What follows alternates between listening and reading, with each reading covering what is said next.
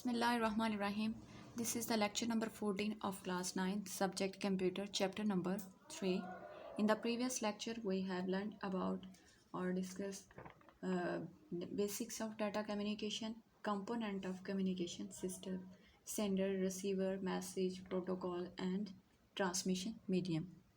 But in today's lecture, we are going to discuss the communication network model, computer network model, the model or the structure through which we can carry information or complete the communication process.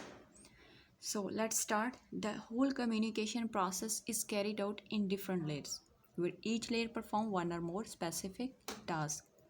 In this process, TCP/IP model is used, and here is the TCP and IP is the structure or process through which we can complete our communication process.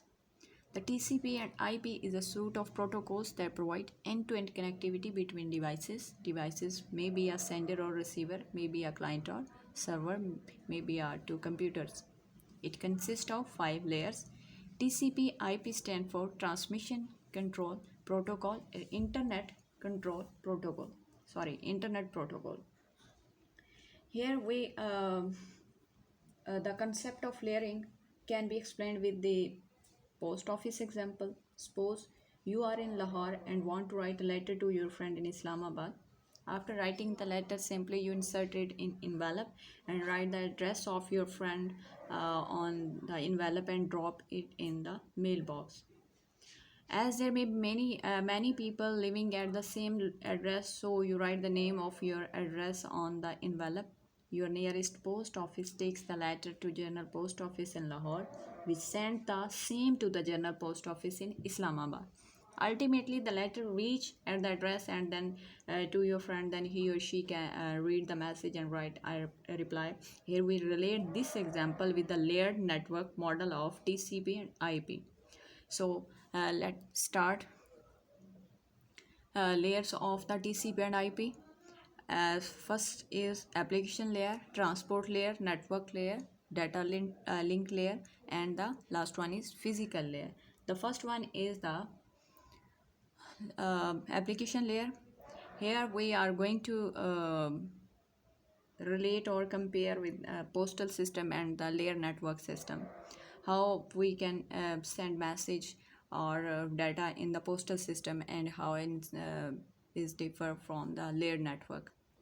Postal system is simply a traditional system of communication. In this system, you simply write a letter and put it in envelope and write the address of your friend.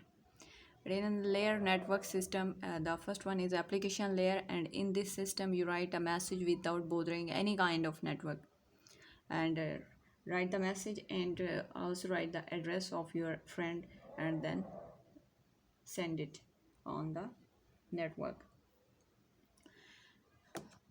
The next one is transport layer. In the second layer, in the first layer we simply write the message and address, but in the second layer we are going to send it to your friend.